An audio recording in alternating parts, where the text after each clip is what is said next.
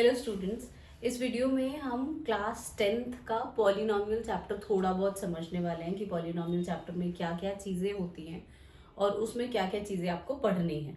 देखा जाए तो पॉलिनॉमियल काफ़ी छोटा चैप्टर है मैथमेटिक्स का, तो विल फाइंड आउट कि हाँ किस तरीके से कैलकुलेशंस इसमें करनी है। तो मैं सबसे पहले जो स्टार्ट करूँगी वो एक क्वाड्रेटिक इक्वेशन से स्टार्ट करूँगी। ये मैंने एक क्वाड्रेटिक इक्वेशन दी। अब अगर इस क्वाड्रेटिक इक्वेशन को आप किसी स्टैंडर्ड क्वाड्रेटिक इक्वेशन से रिलेट करो तो हमें ए बी सी की वैल्यू पता चलेगी। सबसे पहला पॉइंट, क्वाड्रेटिक इक्वेशन किसको बोला जाता है?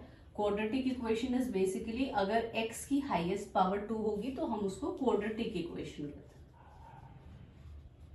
अगर x की हाईएस्ट पावर 3 होती तो हम उसे क्यूबिक इक्वेशन कहते हैं। अब अगर क्वाड्रेटिक इक्वेशन है तो आपको जब आप इसको सॉल्व करोगे तो आपको दो सॉल्यूशंस मिलेंगे। इन दो सॉल्यूशंस को हम जीरोस कहते हैं। जीरोस होने का मतलब क्या है कि x की जो दो वैल्यूज मेरे को मिलेगी उस x की वैल्यू को जब मैं इस इक्वेशन में पुट करूंगी तो सारी वैल्यू जो होनी चाहिए it should be equal to 0, इसीलिए उसको जीरोस नाम दिया गया है। अब आप सॉल्व कैसे करोगे दो जीरोस को? ठीक है, तो उसको सॉल्व करने के लिए हम splitting the middle term use करेंगे, लेकिन स्प्लिटिंग द मिडिल टर्म से पहले हमें इसके कोफिशिएंट्स पता होने चाहिए। मतलब आप अगर इस इक्वेशन को इस इक्वेशन से रिलेट करो तो जो a की वैल्यू है वो 1 है, b की वैल्यू है वो -2 है और c की वैल्यू है -8। इस इक्वेशन को इससे रिलेट करके पता चला। अब a इंटू सी ले लो। a इंटू सी क्या आएगा? 1 इंटू -8 मतलब -8। अब आपको -8 के ऐसे फैक्टर्स बताने हैं ताकि ऐड सब्ट्रैक्ट करके आपका b आ जाए जो कि -2 है। ठीक है, तो हम क्या कर सकते हैं, 8 के फैक्टर्स में सबसे पहले मेरे माइंड में 4 और 2 ही आता है, 4 2 8। तो 4 और 2 को अगर मैं सब्ट्रैक्ट करूंगी तो मुझे 2 मिल जाएगा, लेकिन इसमें साइन का ध्यान रखना पड़ेगा क्योंकि यहाँ पे मेरा साइन -8 है और यहाँ पे मेरा -2 साइन है और साइन आना चाहिए। कैसे? मतलब अगर मैंने 4 और 2 दो नंबर सेलेक्ट किए तो मैं इसको ऐसे लिख सकती हूँ या फिर मैं इसको ऐसे लिख सकती हूँ। साइन चेंज कर रही हूँ बेसिकली मैं। ठीक है, अब अगर आप ध्यान से देखोगे तो जब मैं इसको सॉल्व करूंगी इस वाली वैल्यू को तो मुझे +2x मिलेगा, जबकि यहाँ पे -2 है। मतलब साइन का पूरी तरीके से ध्यान रखना पड़ेगा हमको, नहीं तो मुझे ये वैल्यू नहीं मिलेगी। ठीक, तो ये वाला आंसर बिल्कुल करेक्ट है। मतलब मैंने स्प्लिट करके 8 को इस तरीके से डाला ताकि मैं जब बीच वाली वैल्यू को ऐड सब्ट्रैक्ट करूंगी ना तो मुझे -2 ही मिलेगा। अब पहले के दो नंबर में आप क्या कॉमन ले सकते हो वो ले लो। x कॉमन लिया जा सकता है तो ये x -4 बन जाएगा और इसके दो में 2 कॉमन ले सकते हैं तो ये x -4। तो जो दो फैक्टर्स बनेंगे वो x +2 और x -4। अब आप इन दोनों वैल्यूज को अलग अलग 0 के बराबर रख दो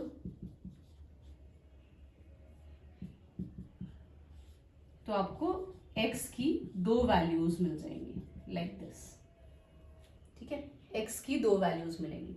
इन्हीं दोनों वैल्यूज को -2 और 4 इनको हम जीरोस बोलते हैं, जीरोस ऑफ पॉलिनोमियल। ठीक है, कौन से पॉलिनोमियल? इसके। अब इसको जीरोस क्यों बोला गया? क्योंकि अगर आप इसमें -2 की वैल्यू पुट करके देखो, आप इस इक्वेशन में -2 की वैल्यू पुट करो, -2 का स्क्वायर -2 -2 -8, -2 का स्क्वायर 4 माइनस माइनस प्लस ये 0। इन दोनों वैल्यूज को अगर मैं इस इक्वेशन में पुट करूंगी तो मुझे पूरी इक्वेशन की वैल्यू 0 मिलेगी, इसीलिए उसको जीरोस बोला जाता है। अब इसके बाद सिर्फ स्प्लिटिंग द मिडिल टर्म वाला क्वेश्चन नहीं आता है क्योंकि ये तो हम क्लास 9th में भी पढ़ते हैं। इसके साथ एक और चीज क्या आती है कि इसका पहला जो 0 है उसको हम अल्फा बोलते हैं और जो दूसरा 0 है उसको हम बीटा बोलते हैं। ठीक है, पहले 0 को अल्फा बोला जाता है और दूसरे 0 को बीटा बोला जाता है। अब इसमें जो बहुत ही ज्यादा इंपॉर्टेंट पॉइंट है जो आगे इसको रिलेट करता है पॉलिनोमियल को, वो ये है दो टर्म्स, एक सम ऑफ जीरोस और दूसरा product of zeros. Product of zeros, जो सम ऑफ जीरोस होता है वो होता है अल्फा प्लस बीटा, और जो प्रोडक्ट ऑफ जीरो होता है वो होता है हमारा alpha beta. Alpha plus beta मतलब इसको और इसको, यही अल्फा बीटा है। तो ये जनरली देखा गया जब इसे इक्वेशन से रिलेट किया जाता है ना, तो sum of zero minus B by A के बराबर होता है, और जो प्रोडक्ट ऑफ जीरो होता है वो हमारा सी बाई ए के बराबर होता है। अब आप यूज कैसे करोगे, कभी कभी क्वेश्चन में 1 मार्कर का क्वेश्चन जो होता है, जो आपका एमसीक्यू क्वेश्चन होता है, उसमें जनरली सम ऑफ जीरो और प्रोडक्ट ऑफ जीरो दे देता है। फॉर एग्जाम्पल, अगर आपको सम ऑफ जीरो गिवन है, सम ऑफ जीरो 2 दे रखा है और प्रोडक्ट ऑफ जीरो 3 दे रखा है, इसकी वैल्यू 3 दे रखी है, और इससे मेरे को बोला गया है कि आप ना इससे क्वाड्रेटिक इक्वेशन बनाओ। तो हमारे पास डायरेक्ट फॉर्मूला है क्वाड्रेटिक इक्वेशन बनाने का, X square minus sum of zero product of zero. तो आप डायरेक्ट इसमें sum of zero product of zero put कर दो। लाइक ये क्या बनेगा, X square minus sum of zero 2 था 2x, और प्रोडक्ट ऑफ जीरो 3 था तो 3। तो ये क्वाड्रेटिक इक्वेशन बन जाएगी। ठीक, लेकिन इसमें भले 2 एक्सरसाइज दे रखी है, लेकिन पहले एक्सरसाइज में सिर्फ ग्राफ है और सेकेंड एक्सरसाइज में सिर्फ 2 क्वेश्चंस है, लेकिन ऐसे बहुत सारे क्वेश्चंस आते हैं जो काफी डिफरेंट हैं जो क्वेश्चंस बुक में गिवन। तो 1-2 क्वेश्चंस हम वो भी देखते हैं कि किस तरीके के क्वेश्चन पूछे जाते हैं। इसमें हम अब 2 क्वेश्चंस देखते हैं। सबसे पहले क्वेश्चन में आपको एक इक्वेशन दे रखी है, क्वाड्रेटिक इक्वेशन दे रखी है, और इस क्वाड्रेटिक इक्वेशन के लिए बोला गया है कि इसका one of the zero is alpha and the other one is 1 by alpha. ठीक है, तो आपको इस इक्वेशन में k की वैल्यू फाइंड आउट करनी है। ठीक, तो क्योंकि one of the zero alpha है और दूसरा जीरो 1 बाई अल्फा है, तो हमें पता है कि जो प्रोडक्ट ऑफ जीरो होता है, जो प्रोडक्ट ऑफ जीरो होता है वो किसके बराबर होता है, अल्फा बीटा। अल्फा एक जीरो है, बीटा दूसरा जीरो है, और इस केस में अल्फा तो अल्फा ही दे रखा है और दूसरा 1 बाई अल्फा गिवन है। अब ये फर्दर किसके बराबर था, c बाई ए के।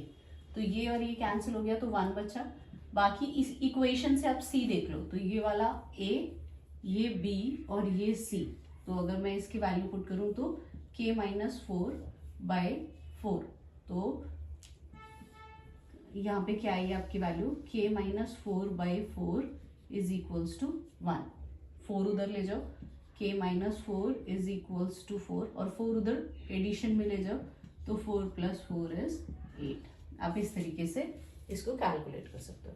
अब जो दूसरा क्वेश्चन पूछा गया है उसमें आपको क्वाड्रेटिक इक्वेशन दे रखी है, 1 by alpha plus 1 by beta की वैल्यू कैलकुलेट करनी है। जब भी आपको इस तरीके का क्वेश्चन आए तो आप एक काम करो, आप ना पहले इसको देखो, इसका एलसीएम लो। एलसीएम लोगे तो अल्फा बीटा आएगा, और जब आप इसे ऐड करोगे तो ये कितना आएगा, अल्फा बीटा प्लस अल्फा। अब आई नो कि ये सम ऑफ जीरो है और ये प्रोडक्ट ऑफ जीरो। ठीक है, तो ये सम ऑफ जीरो से मैं यहाँ पे, सम ऑफ जीरो क्या होता है, माइनस बी बाई ए, और प्रोडक्ट ऑफ जीरो क्या होता है, सी बाई ए। ठीक है, तो ऐसे केस में आपको स्प्लिटिंग द मिडिल टर्म लगाने की जरूरत नहीं पड़ेगी, और ये क्वेश्चन बहुत जल्दी हो जाएगा। जल्दी क्यों करना पड़ता है, क्योंकि मैथ्स का पेपर थोड़ा लेंदी होता है, तो हमें ना ऐसे ही क्वेश्चन में थोड़ा थोड़ा टाइम बचाना पड़ेगा। अगर आप इस इक्वेशन को सॉल्व करने जाओगे तो आपको बहुत टाइम लगेगा। ये 1 मार्कर का ही क्वेश्चन आता है। तो इस केस में अगर मैं इसे सॉल्व करूँ तो क्या आएगा, माइनस बी बाई सी, क्योंकि ए और ए कैंसिल हो गया। अब इस इक्वेशन में देखो b क्या है, ये, और c क्या है 13, तो ये मेरा आंसर है। एक और बहुत इंपॉर्टेंट क्वेश्चन है वो देखते हैं। आपको क्वाड्रेटिक इक्वेशन दे रखी होगी, और क्वाड्रेटिक इक्वेशन के बाद आपको ये 2 टर्म्स निकालने हैं। अब अगर पहले वाले टर्म को देखा जाए तो आप कैसे कैलकुलेट करोगे, आप क्या लिखो, इसको अल्फा प्लस बीटा को होल स्क्वायर लिख दो।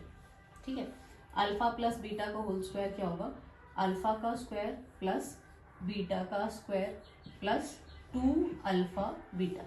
अब ये मेरे को फाइंड आउट करना है, ये मेरा प्रोडक्ट ऑफ जीरो है और ये मेरा सम ऑफ जीरो है।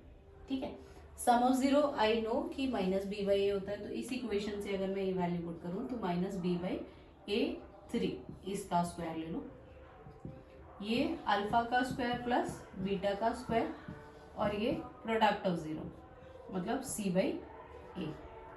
ठीक है, अब अगर आप इसे देखोगे तो -5 का स्क्वायर क्या होगा 25 और 3 का स्क्वायर क्या होगा 9। अल्फा का स्क्वायर प्लस बीटा का स्क्वायर -26/3। अब इसको आप इधर एडिशन में ले आओ।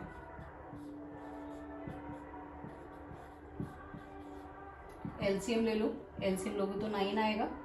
ये 25 प्लस इसमें 3 मल्टीप्लाई कर दो तो 26, 3 ज़ा 6, 3 ज़ा 18, 1 कैरी, 3 2 ज़ा 6, 6 और 7। अब आप इसे ऐड कर दोगे तो 8 और 5 13, 1 कैरी 9, 103/9। ये हमारा इस alpha square plus beta square का वैल्यू होगा। ठीक है, अब इसी में अगर मेरे को alpha cube plus beta cube calculate करना हो तो क्योंकि इसमें क्यूब है तो यहाँ पे मैंने स्क्वायर था तो स्क्वायर लिया, यहाँ पे हम क्यूब ले लेंगे। अब क्यूब कैसे लोगे, अल्फा प्लस बीटा का whole cube, alpha cube plus beta cube plus 3 alpha plus beta, ये अल्फा प्लस बीटा का होल क्यूब का फॉर्मूला है। अब इसमें अल्फा प्लस बीटा तो आई नो ना कि -5/3 है।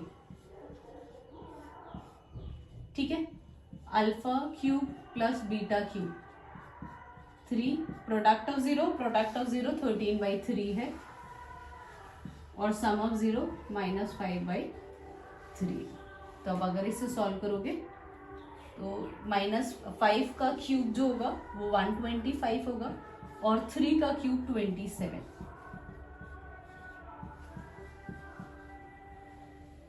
क्यूब। अब इसे अगर आप सॉल्व करोगे तो 13, 5 3 ज़ा 15, 1 कैरी 5 6 और 3। फिर दोबारा से आप इस इधर ले आओ, -125 27 प्लस 65/3। अगर आप इसे सॉल्व करोगे तो आपको इसकी वैल्यू पता चल जाएगी कि क्यूब क्या है। एलसीएम लेके आप इसे सॉल्व कर सकते हो।